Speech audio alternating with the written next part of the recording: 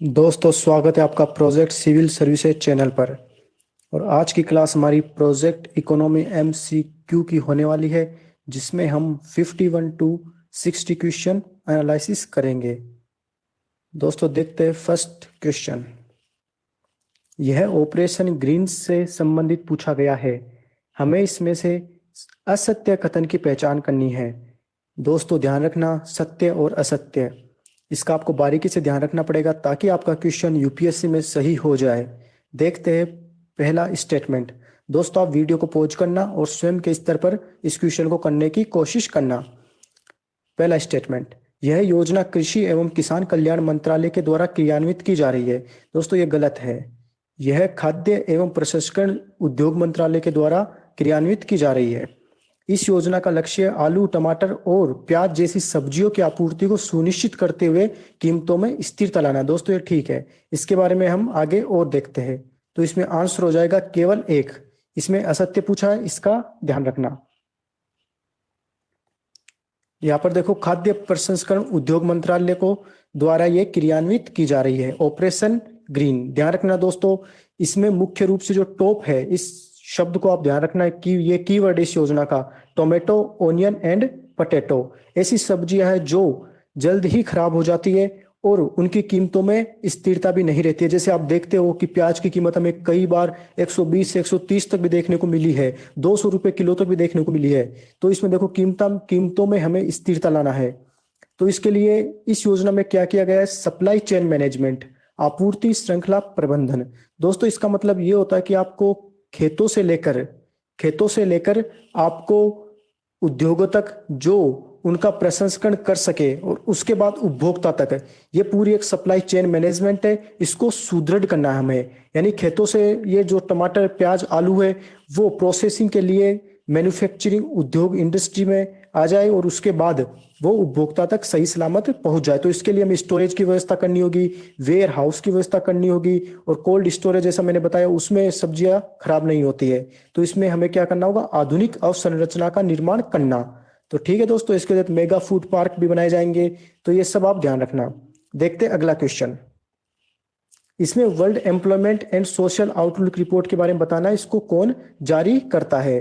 तो दोस्तों, इसमें हो जाएगा ILO, अंतर्राष्ट्रीय श्रम संगठन। इसमें ज्यादा कुछ है नहीं। देखते हैं अगला क्वेश्चन। इसमें पूछा गया वैधानिक मुद्रा के बारे में, फिएट मनी। यहाँ पर मैं आपको रिकमेंड करूंगा कि आप इंग्लिश के जो शब्द है उन्हीं पर ही गौर करें। हिंदी में इकोनॉमी का रोल थोड़ा कमजोर है, तो आपको इंग्लिश का शब्द याद रखना होगा, फिएट मनी। ठीक है दोस्तों, तो इसमें देखते हैं कि कौन सा कथन इसको सही बताता है।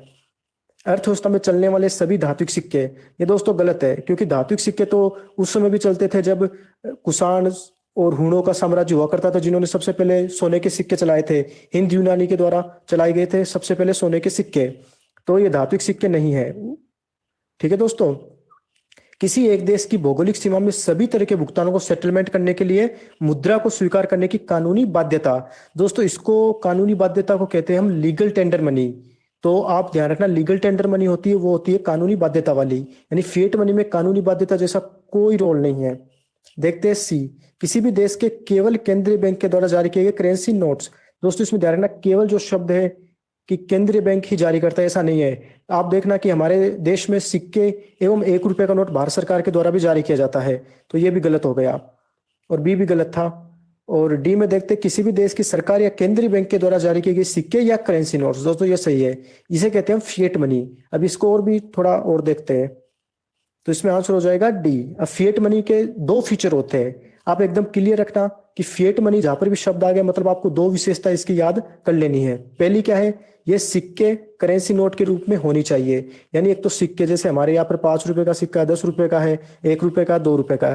करेंसी नोट जो हमारे नोट हम डेली यूज में काम में लेते हैं, और कभी कभी आजकल वर्चुअल क्रिप्टो का कॉइन है, उनका भी इस शब्द के साथ इस्तेमाल किया जाता है। जैसे वेनेजुएला ने पेट्रो जो क्रिप्टो कॉइन है उसको जारी किया था। तो जब तक ये कंडीशन ना हो तब तक उसे फिएट मनी हम नहीं कहेंगे। ठीक है दोस्तों, साथ में दूसरी, यह राजा रानी, यानी जैसे इंग्लैंड है, वहां पर राजा और रानी की मुहर लगती है, या फिर सरकार या केंद्रीय बैंक, इनके आदेश से जारी किए जाते हैं। तो फिएट मनी के कुछ एग्जाम्पल से आपको अच्छे से समझ में आ जाए। जैसे हमारे देश की रूपी, इसको केंद्रीय बैंक मिलकर आदेश से जारी करती है, और यह करेंसी नोट भी है। तो दोनों विशेषता इसमें मिल गई। इसी तरह डॉलर, ये यूएसए का सरकार के द्वारा जारी किए जाते हैं, वहाँ का केंद्रीय बैंक इनको डील करता है, और साथ में ये करेंसी नोट भी है। और इसी तरह जापानी येन, युआन, ये सब इसके उदाहरण है। लेकिन यहाँ पर ध्यान रखना, सिक्योरिटीज यानी जो भी प्रतिभूतियां है, चाहे वो शेयर मार्केट से संबंधित हो चाहे वो अन्य हो, वो फिएट मनी नहीं होगी। ऐसे ही बॉन्ड, अगर आपने कोई लोन लिया और आपके पास उसका बॉन्ड है, या फिर आपने किसी को दिया है लोन, तो उससे संबंधित बॉन्ड और डिबेंचर फिएट मनी में शामिल नहीं होते। और इसी तरह गोल्ड, ये नहीं होते फिएट मनी में। तो देखते हैं अगला क्वेश्चन। दोस्तों ये क्वेश्चन यूपीएससी ने पूछा हुआ है, तो इसको आप ध्यान से देखना।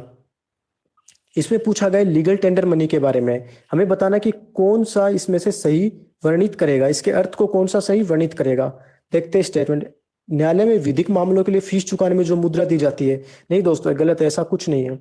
वह मुद्रा जो कोई ऋणदाता अपने दावों को निपटाने में स्वीकार करने के लिए बाध्य होता है।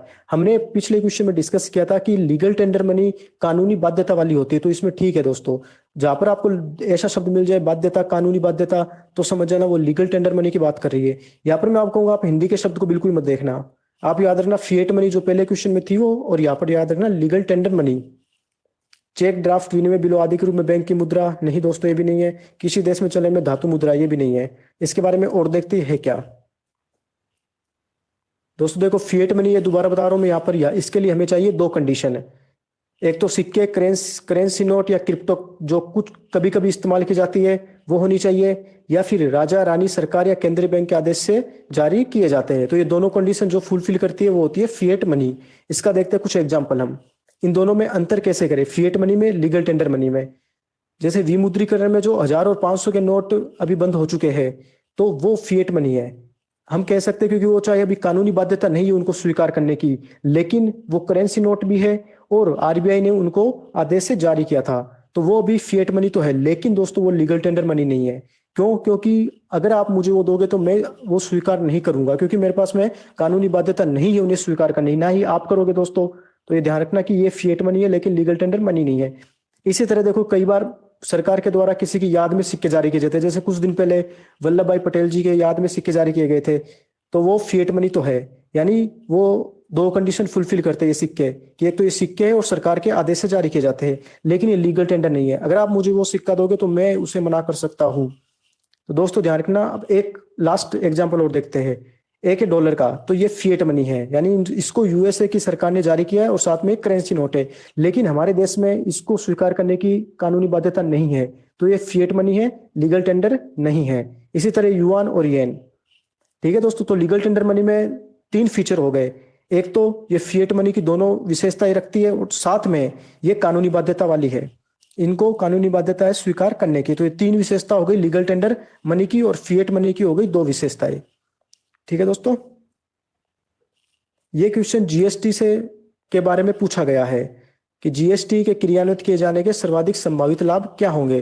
दोस्तों इस क्वेश्चन को आप आराम से करने की कोशिश करना। इसमें नॉलेज टेस्ट से ज्यादा आपकी स्किल का टेस्ट हुआ है। देखते हैं कैसे। अगर मान लीजिए आपको जीएसटी के बारे में पता नहीं कि यह है क्या, तो इस क्वेश्चन को हम कैसे हल करें। कई बार एग्जाम में आते हैं, कई ऐसे क्वेश्चन आते हैं जिनको हमें पता नहीं होता उनके बारे में, लेकिन वो क्वेश्चन कई बच्चे सही कराते हैं। तो वो क्यों कराते हैं वो इसके माध्यम से हम देखते हैं। एक बार पहला स्टेटमेंट आप छोड़ दो, दूसरा देखते हैं।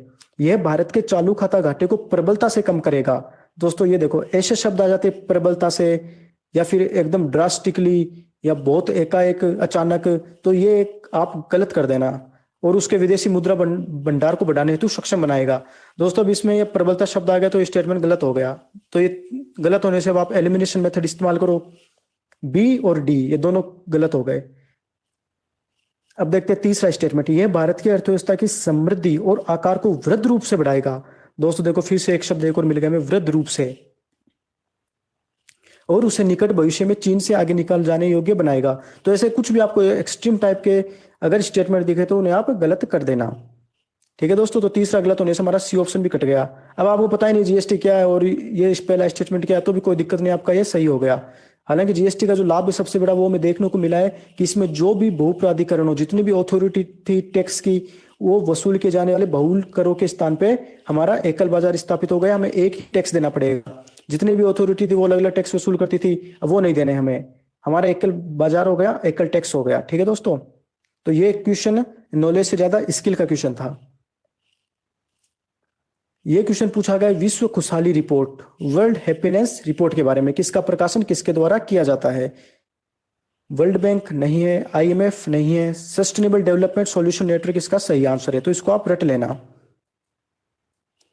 सस्टेनेबल डेवलपमेंट सॉल्यूशन नेटवर्क के द्वारा ये प्रकाशित की जाती है। इसमें 6 फैक्टर है, ये आपको याद रखने की आवश्यकता नहीं है। हाँ, अगर आप मेंस में किसी क्वेश्चन में अगर हैप्पीनेस में का इस्तेमाल करते हो तो आप इसके फैक्टर लिख सकते हो। फिर ऐसे में कभी कभी ऐसे टॉपिक आ जाते हैं जिसमें आपको ग्रोथ से ज्यादा हैप्पीनेस की तरफ जाना होता है, कि कई बार कंपेयर कर लेते हैं कि इकोनॉमिक ग्रोथ या फिर जीडीपी वो ज्यादा इंपॉर्टेंट है हमारे लिए हैप्पीनेस, तो आप हैप्पीनेस को ज्यादा तवज्जो दे सकते हो। तो हैप्पीनेस में क्या क्या आ जाते हैं? प्रति व्यक्ति जीडीपी आ गई, सामाजिक सहयोग आ गया, स्वस्थ जीवन प्रत्याशा आ गई, जीवन विकल्पों के चयन की स्वतंत्रता आ गई, उदारता आ गई, भ्रष्टाचार का बोध आ गई, ये सब इसमें आ जाएंगे। देखते हैं अगला क्वेश्चन। दोस्तों फिर मैं आपको इस क्वेश्चन में कहूंगा आप हिंदी नहीं बल्कि इंग्लिश में देखना। इंग्लिश है रिफ्लेशन। इसमें भी रिफ्लेशन शब्द की व्याख्या पूछी गई कि रिफ्लेशन शब्द की सर्वोत्तम व्याख्या कौन सा कथन करता है? अर्थव्यवस्था में जब अनियंत्रित या परिस्थितिजन्य मुद्रा की मात्रा बढ़ती है तथा कीमतों में वृद्धि होती है। दोस्तों ये कीमतों में वृद्धि होना, मुद्रा की मात्रा बढ़ना, ये हमने पहले एमसीक्यू में खूब कर रखा है। इसको बोलेंगे इन्फ्लेशन। जब अनियंत्रित और परिस्थितिजन्य यानी उसमें किसी व्यक्ति विशेष का या बाजार का रोल कम होता बल्कि वो अनियंत्रित रूप से बढ़ती है तो उसमें होती है इन्फ्लेशन। ठीक है दोस्तों, इन्फ्लेशन में होता क्या है? उपभोक्ता के पास में, आम जनता के पास में मुद्रा की मात्रा बहुत ज्यादा हो जाती है जिससे उसकी वैल्यू हो जाती है कम, और कीमतें वो वृद्धि करेगी क्योंकि मुद्रा की मात्रा ज्यादा है हमारे पास में और वस्तुएं कम है। तो स्वाभाविक है जिसकी मात्रा हमारे पास में ज्यादा होती है तो उसका वैल्यू कम होगा, तो मुद्रा का वैल्यू कम हो गया और कीमतों में वृद्धि हो गई। ठीक है दोस्तों, ये हो गया इन्फ्लेशन, नॉट रिफ्लेशन। दूसरा देखते हैं, अर्थव्यवस्था में जब मुद्रास्फीति के साथ साथ बेरोजगारी की दर भी मौजूद रहती है। ये भी हमने खूब बार डिस्कस किया है। मुद्रास्फीति और बेरोजगारी, ये दो आपको जहां भी टर्म दिख जाए आप तुरंत स्टैगफ्लेशन याद कर लेना। स्टैगफ्लेशन है वो इन दोनों को इंगित करता है। ठीक है दोस्तों, ये भी गलत हो गया। अर्थव्यवस्था में जब जानबूझकर मुद्रा में वृद्धि करके वस्तु की कीमतों में वृद्धि का प्रयास किया जाता है। दोस्तों इसमें देखना, अर्थव्यवस्था में जानबूझकर शब्दों का इस्तेमाल किया गया है तो ये रिफ्लेशन को इंगित करता है। इन्फ्लेशन में तो क्या होगा? अनियंत्रित एवं परिस्थितिजन्य होती है, लेकिन इसमें सरकार के द्वारा ये तब रिफ्लेशन का इस्तेमाल किया जाएगा तब अर्थव्यवस्था में मंदी होती है। तो मंदी के दौरान क्या होता है? मुद्रा लोगों के पास में कम होती है तो सरकार मुद्रा लोगों को देती है, जानबूझकर देगी ताकि वस्तु की कीमतों में वृद्धि भी हो और लोग ज्यादा से ज्यादा कीमतों खरीदे, ज्यादा से ज्यादा वस्तुएं खरीदे ताकि वस्तुओं की कीमतों में बढ़ोतरी हो। तो वो कब होगा? जब उनके पास में मुद्रा होगी। तो दोस्तों सरकार के द्वारा जब जानबूझकर लोगों को मुद्रा प्रोवाइड करवाई जाती है तो उसको बोलेंगे रिफ्लेशन। तो इसका आंसर हो जाएगा सी। तो डी है वो, देखते हैं क्या कह रहा है। अर्थव्यवस्था में जब कुछ वस्तु की कीमतों में वृद्धि होती है, इसमें ध्यान रखना कुछ वस्तुओं की कीमतें वृद्धि होगी, कुछ की स्थिर रहेगी और कुछ की कीमतों में कमी होती है, तो ये होता है स्क्यूफ्लेशन। आप वो स्क्यूफ्लेशन इन सभी की जानकारी हमारे लास्ट लेक्चर में ले सकते हो। चलते आगे, देखो इन्फ्लेशन और रिफ्लेशन इन दोनों की प्रकृति सेम होती है। दोस्तों ध्यान रखना, दोनों की प्रकृति सेम होगी, इन दोनों का नेचर सेम होगा, लेकिन इन दोनों में जो सबसे बड़ा अंतर है वो होता है कि मुद्रास्फीति तो रहती है अनियंत्रित और परिस्थितिजन्य, लेकिन रिफ्लेशन होता है वो जानबूझकर।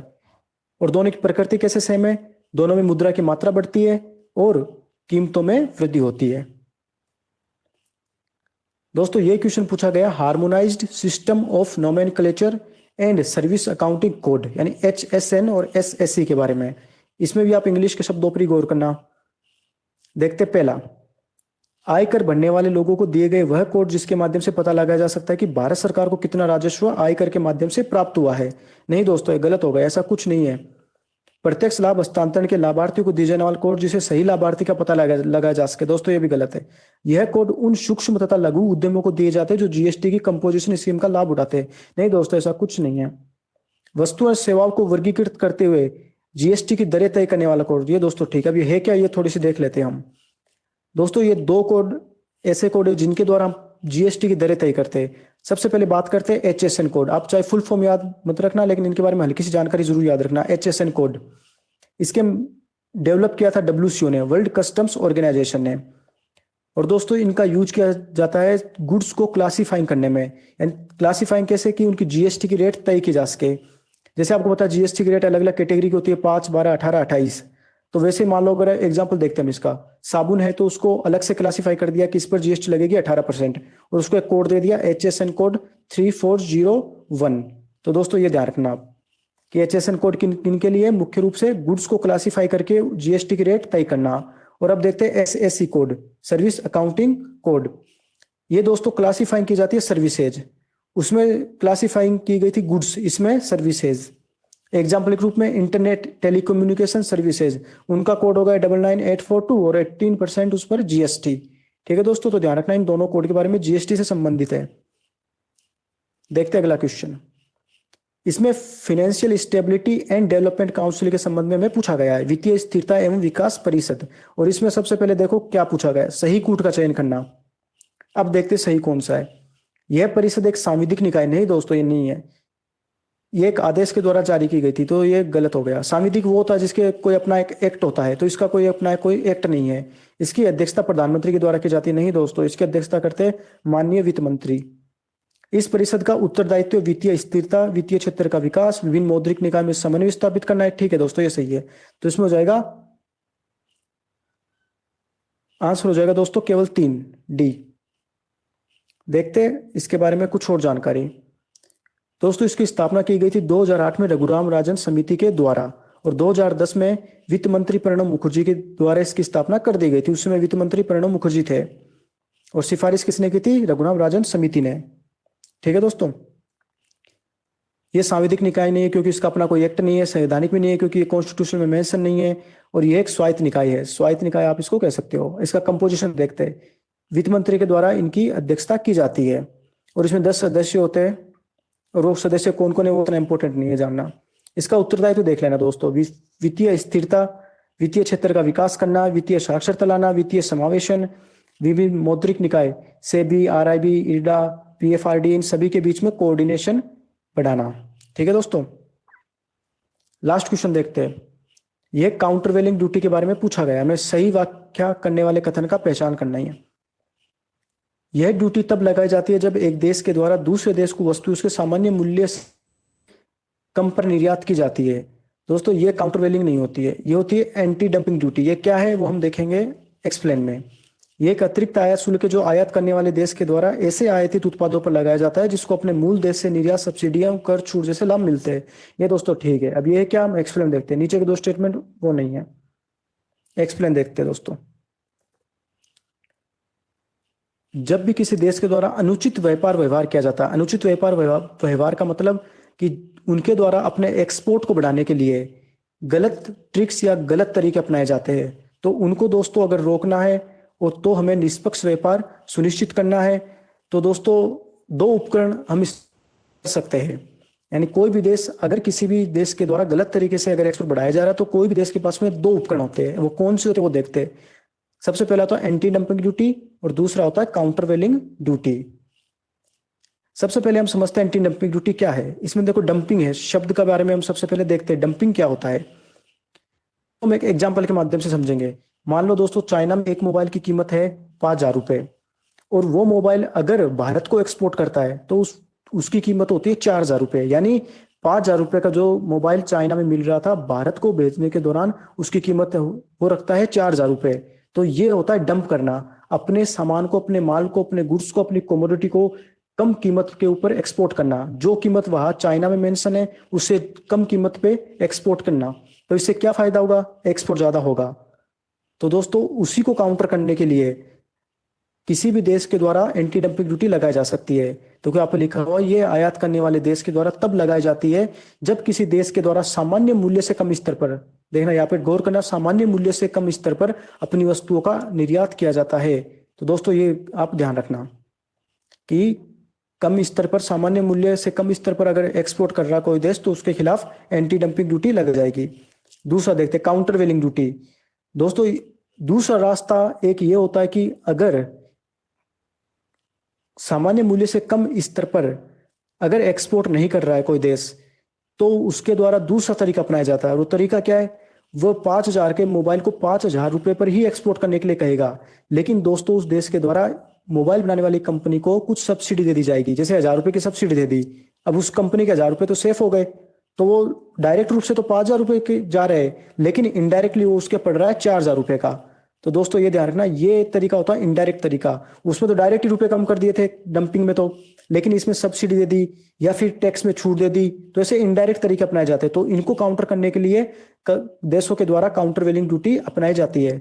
दोस्तों ये ध्यान रखना, दो उपकरण आप, और ऐसी निष्पक्ष प्रतिस्पर्धा के लिए इन उपकरणों के लिए डब्ल्यूटीओ भी मना नहीं करता।